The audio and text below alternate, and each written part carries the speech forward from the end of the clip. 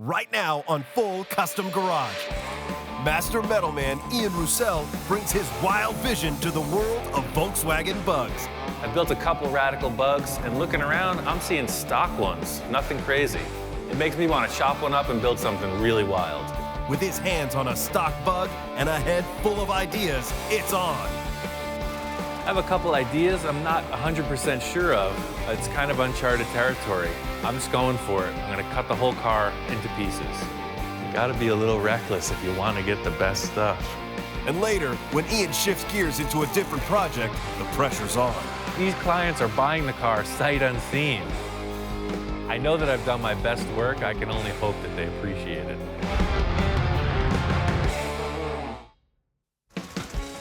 I really like Volkswagens. It was one of those things growing up in New York, you just didn't see them. So for me, they became a very special car. They had total character, especially Baja bugs or custom VWs. You just never saw them on the East Coast. So really, that's what became so appealing. They were rare. I've been working on this bug for about 18 months. It all started with this little toy somebody gave me. I've always been into VWs, so I saw this thing and I'm like, hey, I could build this. I could make a full-size one. I was really just kind of showing off in building this whole thing. This was just like an experiment.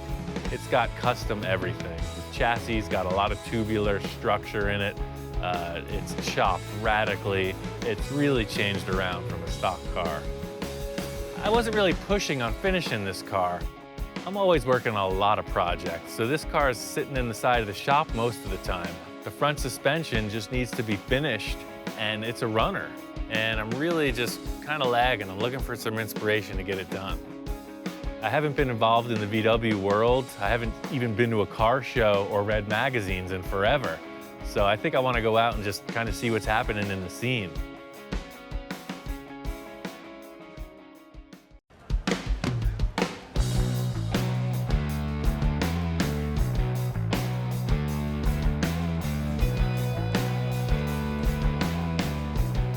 We're at the VW Classic in Irvine, California, one of the largest VW shows in the world. Just looking to see what's new and hot. I haven't been to many Volkswagen shows in the past few years. You know, VW Bug is my first car. It's what I drove all through high school. Having not been to a show in a number of years, it's good to see the scene is still happening. I'm here looking at the swap meet for some parts for the build and definitely for some inspiration. This is an all VW show, so there's only VW parts at the swap meet. I specifically was looking for some cool rims, maybe some wheel adapters, and some headlights. Well, the most important thing in any swap meet is the footwork. Because nobody's advertising what they have, so you just gotta search it out. Things I'm looking for are typically in cardboard boxes or milk crates. They're not very showy, but you gotta find it. For me, this is shopping. I like stuff in cardboard boxes. I'm looking for shapes. Anything that's cool, you know, I have a mental registry and I'm flipping through it. If I see anything that looks like it'll fit, it's coming home. It's almost what we need. I was surprised how conservative the scene seems to have gotten. There was a lot of resto customs, basically like a restored car that's modified. And I guess that really just shows that these cars are becoming increasingly valuable. People aren't hacking them up the way I had seen in the 80s and early 90s. Every car that I'm building is kind of an artistic statement, and what I'm seeing here is really a big nod of respect to the factory engineers. Nobody's cutting these things up as crazy as I have been accustomed to seeing.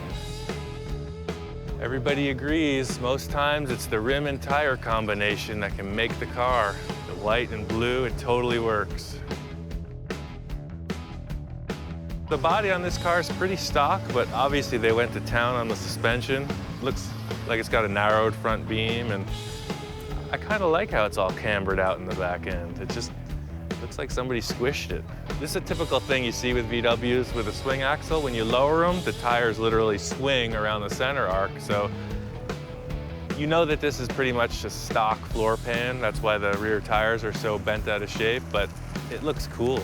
It's not good for the tire wear, but I kind of like it. It's good to see a number of different year cars that were chopped. You could see the challenges that you face when you cut the roof on a car. So when you chop the top, this panel changes, and you can see the shape of the rear window changes pretty drastically. It kind of has to do with the B-pillar too. So it's just one of the things you got to think about when you're making the cuts. Even though VWs are getting harder and harder to find for restoration or a custom, by looking at today's attendance, you know the scene is happening.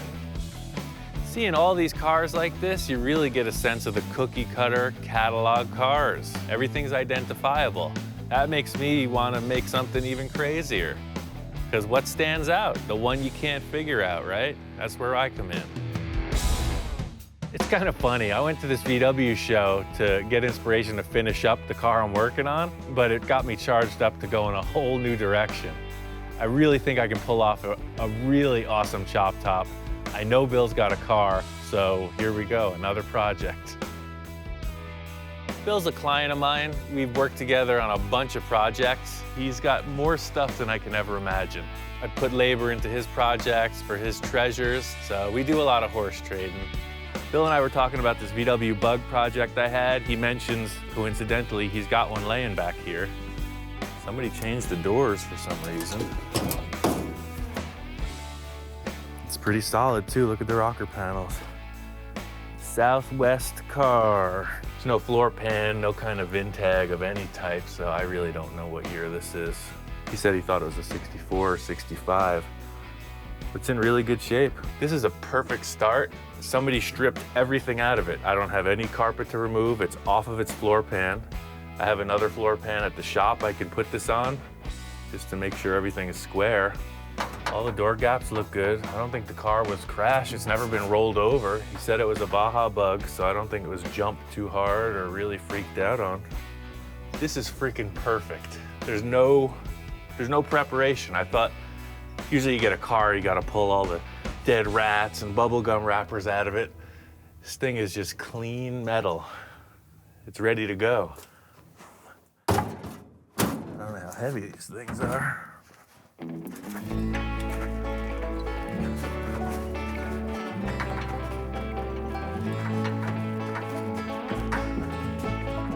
Whoa.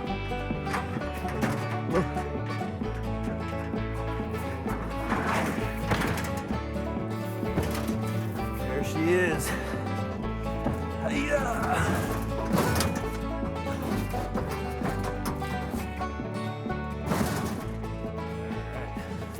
Get this thing harnessed up, get her back to the shop. All right, let's get the heck out of here.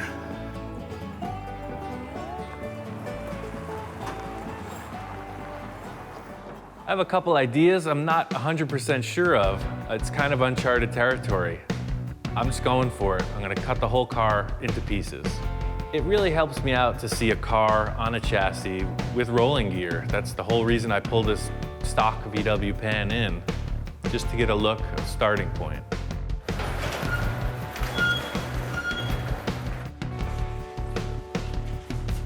I think this is how they did it in the factory. Back in Germany, I think this is how they assembled them. My whole thing is I'm working with existing parts, so I need all the stuff that fit around the body to make it convincing. I don't want to sketch it, I want a three-dimensional view of it.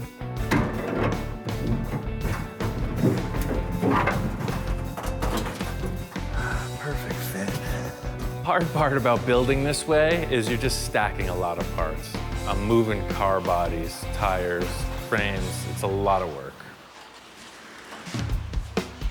Putting it on the floor pan, you see it. It looks like a typical bug. Everybody's got one. It makes me want to cut it up, change it around. This is a good reference to see there's no weight in the car. The VW is a great off-road vehicle, so you can see that this, as a Baja bug, it had tons of ground clearance, plenty of headroom, big windows, you could see all the obstacles you're approaching.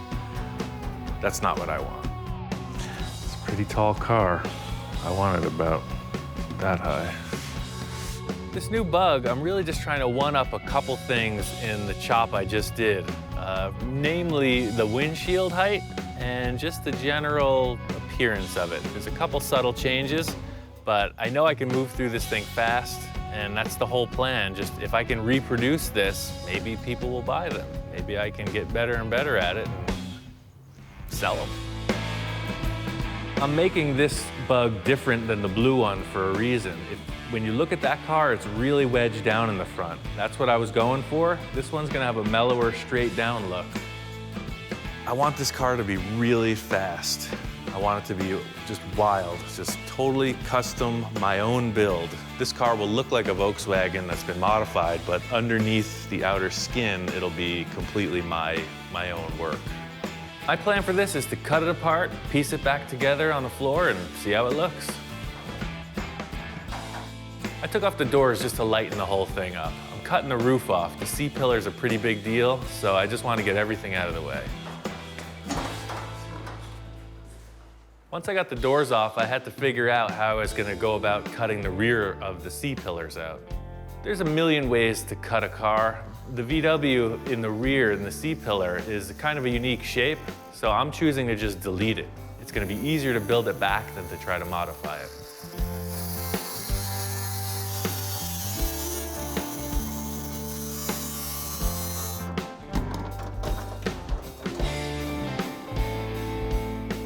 I needed to cut out the whole rear package tray. The reason is the body's narrower, so it's just fast for me to get it out of the way and build a new one.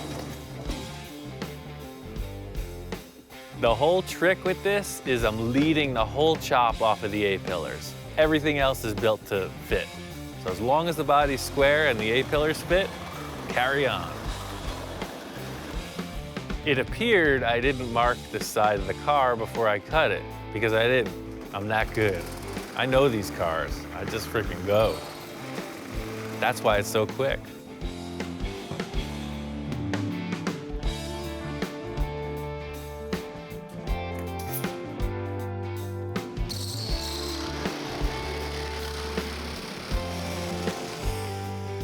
There's two ways to chop a top. You can either widen the roof to fit the body, or you can narrow the body to fit the roof. And I found that narrowing the body is a lot easier. You gotta be a little reckless if you want to get the best stuff.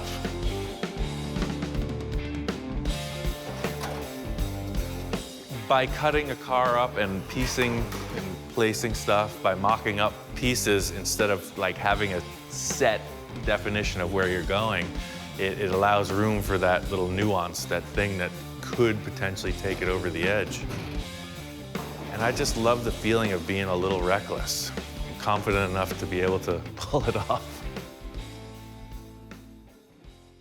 Now that I got the roof off, I'm just gonna get this chassis out of here. I wanna lay it out on the floor so I can really see how it looks.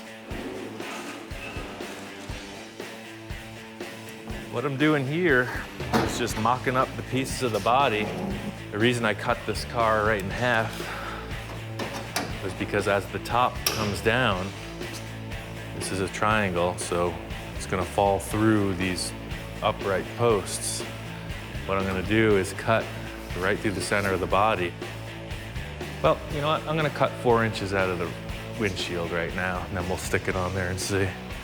Chopping a top takes a lot of measuring, and I just try to make it easy as possible. 3M gave us a whole bunch of tape, so I just used a 3/4 inch tape, marked it out, and cut it straight ahead.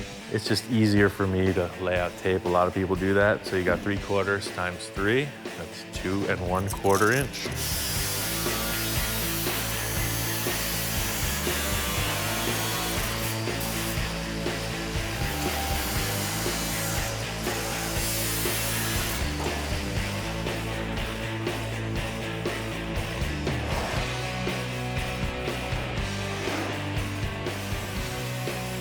My aim here is to minimize the amount of finish work.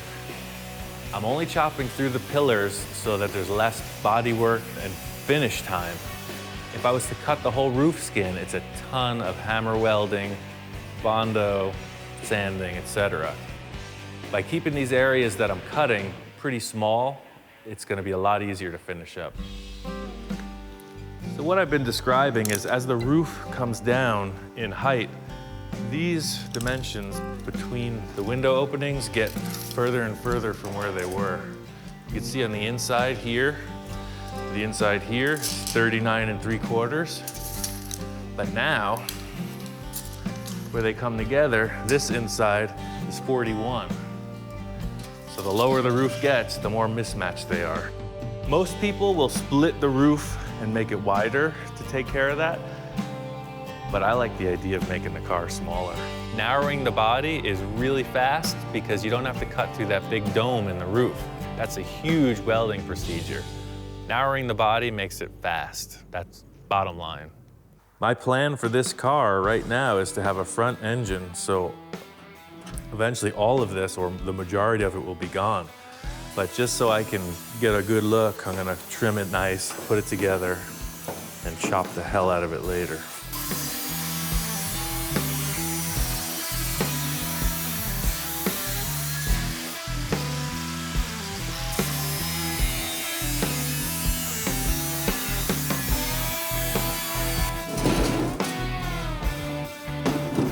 Ultimately, I will measure out and line all this up, but right now I'm just tacking it. These proportions might change. Those cuts are pretty darn close though, almost like a professional did it.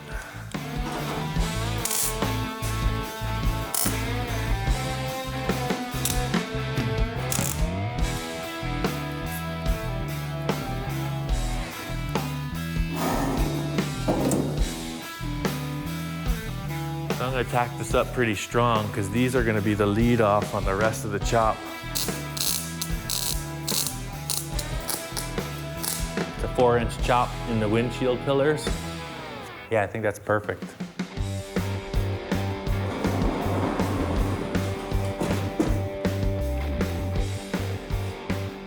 This rear window is obviously way too low. Something I was really stuck on was how this rear window was gonna fit. When I chopped it, it was too low, it was too big, it was all wrong in the back. I'm gonna cut out this window frame completely. I'm gonna move the top up 5 or 6 inches, and then I'm gonna bring the bottom up. So I'll chop the rear window, whatever looks right also.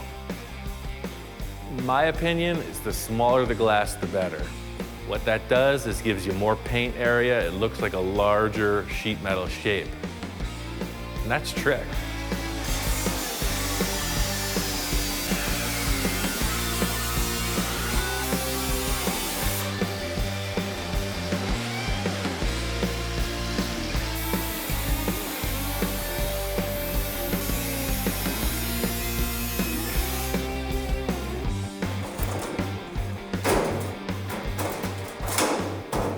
See, it just brought the whole window frame up. And now if you look around the car, the windows are all at pretty much the same height. And in the end, I'm gonna figure out how much smaller the back window gets. Trucking along on this body, got a lot of bracing and stuff.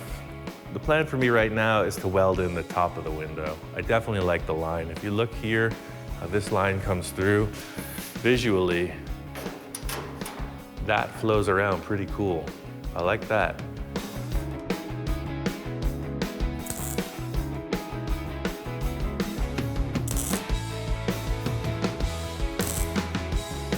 Taking a lot of time just to step back and look at it. It's all about the visual impact that it has. The window openings are very important to me. I think I'm just gonna cut these 2 little tail pieces off and stick a tire under there and look at it.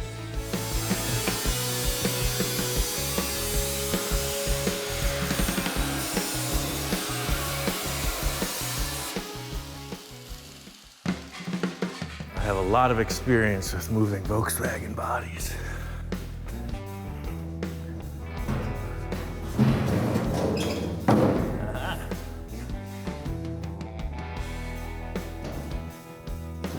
So this is pretty much how I build everything.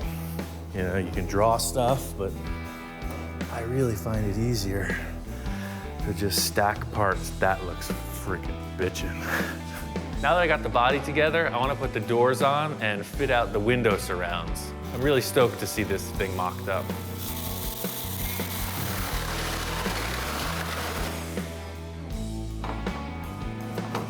Some doors on, see if that doesn't change the look.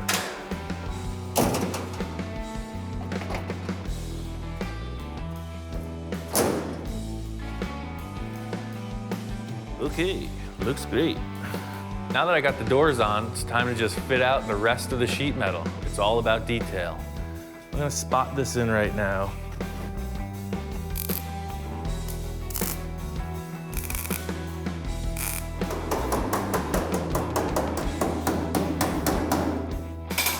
just trimmed off 4 inches from this upright to match the roof, and it's pretty close.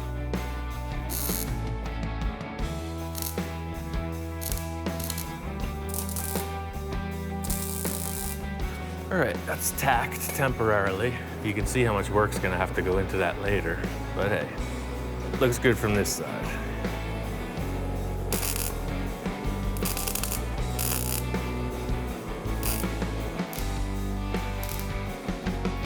I'll weld all around the seams, then there'll be 2 little spot welds that hold the old sheet metal. I'll dent it in a little bit, slick it with Bondini, call her done.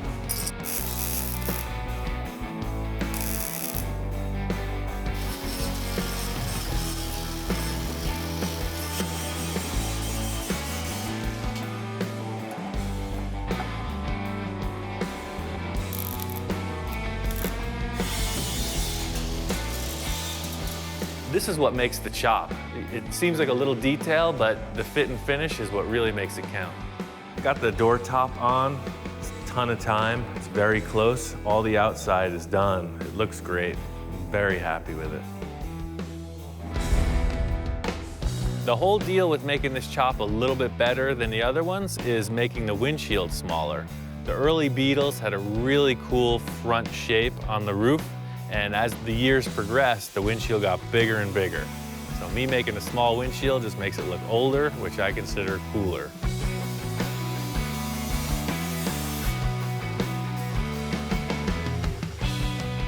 You know what I'm gonna do? I'm gonna lap that right on the inside of that. Call her good. That's the plan, man. The reason I'm able to pull off these projects to completion is because I got my act together. Even though I wing it with these projects, it's not like I'm freaking loose, 3 sheets to the wind, you know, just flying through it. This is all a disciplinary thing. You know, just because I act like I'm going into this all fun and frolic, it's all because I'm comfortable with it. So I'm just gonna sheet this really easy. I'll do a couple pie cuts here to bring that in, but that's later. Today's mission is just get that back window to this point. The whole thing about a chop, for me, is getting the proportions right. So I knew what I wanted in the windshield, but coming around the back, it's just fit it up, figure it out.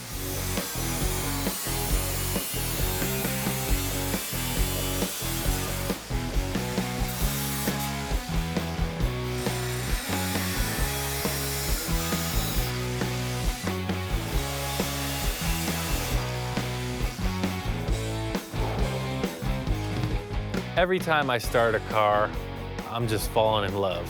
I don't think about how much work it's gonna be. I know how much work it's gonna be, but I can't think about that. You just gotta go for it. That's 5 inches out of the rear winder.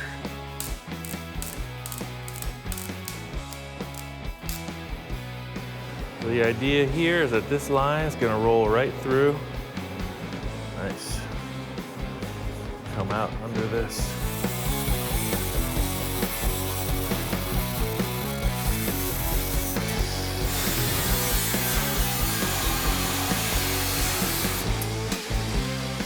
Now the car looks like a chop top. That is perfect. So I got this Baja bug hood from my good friend Don. He's got tons of stuff laying around. He had this fiberglass hood. I decided to use this fiberglass hood because it's a little shorter. Looking at the Blue Bug, the hood is really close to the ground. The fiberglass hood that I'm using is quite a bit shorter. It's from a Baja bug, and I think it's just gonna look cool. The car's 2 inches narrower than it was, so the fiberglass hood's gonna have to get narrowed too. I'm just gonna cut a big V groove out of it and piece it back together. The pie cut, close her up, give her a clamp. All you fiberglass savvy guys, you can sit back, enjoy a cold beverage, and watch the clown go to work. While I was waiting for the fiberglass to dry, I just finished up the driver's side rear window and the B-pillar.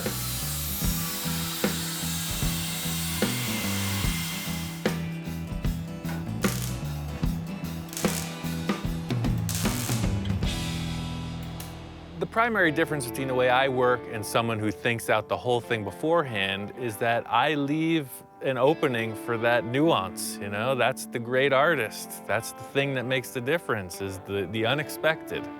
And I leave a lot of room for the unexpected.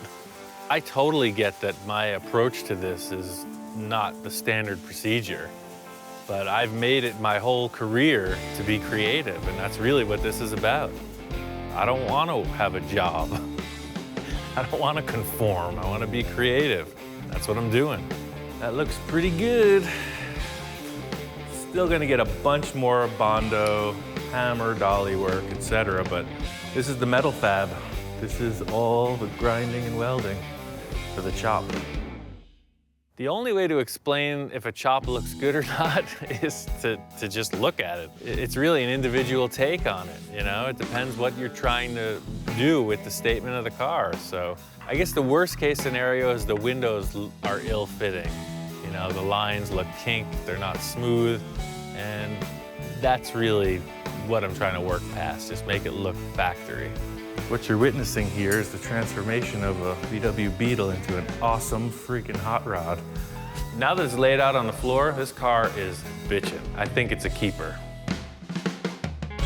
There's always so many projects going on. I got this bug that I'm currently chopping, and it turns out there's a buyer for the blue bug. It's pretty crazy. I found a buyer randomly through word of mouth. This couple up in Canada heard that I built this car, and they want to buy it sight unseen. That's cool, but there's a bunch of stuff I gotta button up. To get this car rolling, I just gotta do a couple things to the front suspension and some minor interior work. Just trim it out and this car's done. Blue Bug's been in storage for a while. I got it in another shop. I only got a couple days to make this happen, so I gotta get to it. Found this cool Ford axle. It must be a British Ford, I'm not sure. It's very narrow and super lightweight. I was thinking about how to improve it and kind of make it unique. Typically, the axle is a solid axle. These two centers are just joined. My idea with it was to split it, sort of like you see the later model Ford trucks, the independent I-beams. So I cut the axle in half. I took these bushings from leaf spring and just welded them in. So now the axle is sprung independently. Getting this front suspension dialed in isn't a lot of work, but it's technical. The handling of the car, the safety of the car, depends on this front axle behaving correctly.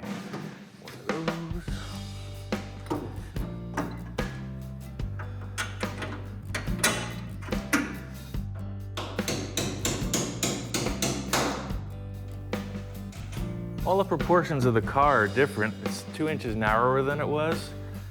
So I thought maybe this little axle would fit the narrower car, but even still, when I set it up in mock-up, it just looked like it needed to be wider. So I split it in half. I built this bracket. You can see it's about, I don't know, 8 inches wider than it used to be. And now it looks like it belongs that way. I'm gonna use air shocks on this car to suspend it.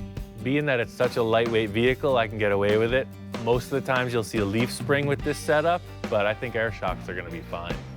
So the air shocks just bolt in like this, kind of at a diagonal angle.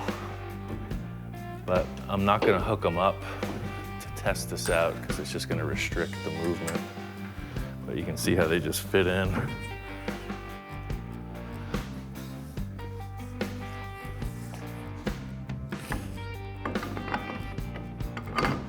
It's pretty crazy that this axle bolts right to the VW wheels. I don't know. Maybe somebody out there knows what's up. I'll tell you, it works. I guess if you look at it from this angle, you can really see how drastically cambered the tire is. And that's not gonna work for me. If this thing should get loose, unweight, tires are gonna tuck under and the car's gonna flip over, guaranteed. Problem with an off-camber suspension is if the car unweights, the tire tucks under and the car flips over. VWs are notorious for this. I'm making it worse because the front is doing the same as the rear. Typically a VW Bug, if it flips over because of this situation, it's because of the swing axle rear end. This car has sort of a swing axle front end as well. So it's gotta be kept under control or this thing's gonna be loose. So this is the air shock that is basically limiting the up and down suspension travel right now. It's all on the shock. There's nothing else on the car to stop it from moving. The whole thing to make this suspension work is bump stops and limiting straps. That keeps the axle in position. What the off-road trucks do is they use a limiting strap. It's kind of like seatbelt material. It's doubled up, stitched really strong.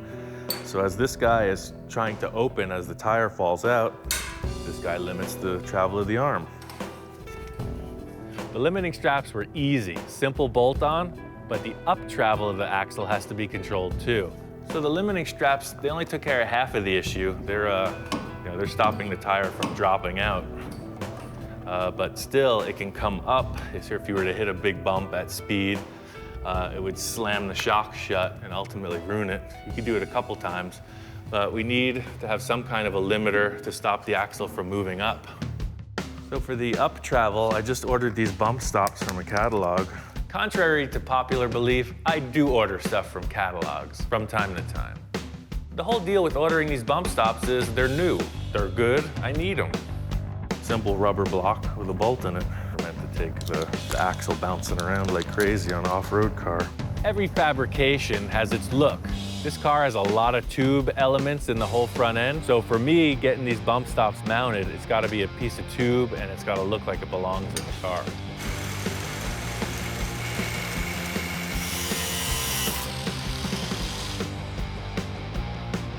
When you're fitting something into an existing structure, there's always some kind of loose ends to button up. This piece has to be really strong. The entire weight of the front of the car is transferred through one bump stop when it hits something. I ended up making all these gusset shapes to just be strong and also look good. I didn't want a bunch of loose fitting pieces. So really, I just wanted to make the thing look right and be strong.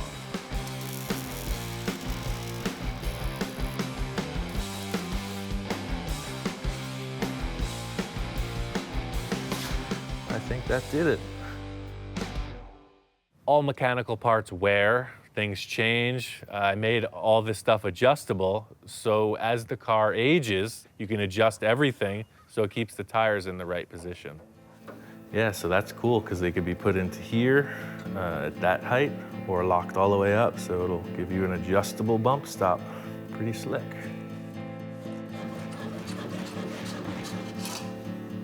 It works. That's what I'm saying, just driving down the street, you don't need more than that. It's great. The attitude of a car, the car's face, are defined by its headlights. These headlights are pretty crazy. They're actually pieces of spun aluminum that I found in the scrapyard. So I really made this whole unit. I had some glass lenses and I made everything else.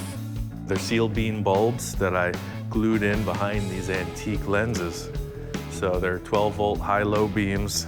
They look like vintage car parts, but they're handmade. Really badass.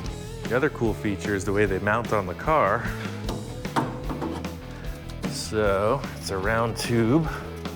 So they're adjustable up and down. You can move them in and out because you'll see when you steer, it's very close. Like so. And when the hood shuts, these strange little shapes clear the hood. When you look at it, it looks like a face. So I wanted them to be in the right position, wanted them to be the right size, and I really just tailored the whole mounting bracket so that it was clean and invisible. When you look at it, it looks like there's just two bug eyes looking at you.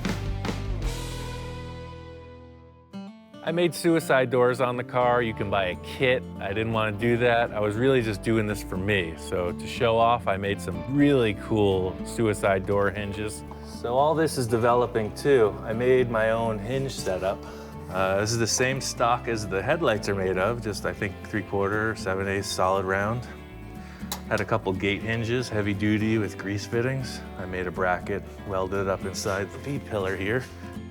I went suicide doors because I built a really radical VW once and I didn't do suicide doors. The first question out, why didn't you do suicide doors? So I figured, now nobody's got anything to say. What didn't I do? I haven't even driven this car. The measure of a car is how it drives, right? So I've really only started the engine up. I gotta take this thing out and spin it around and see how it behaves.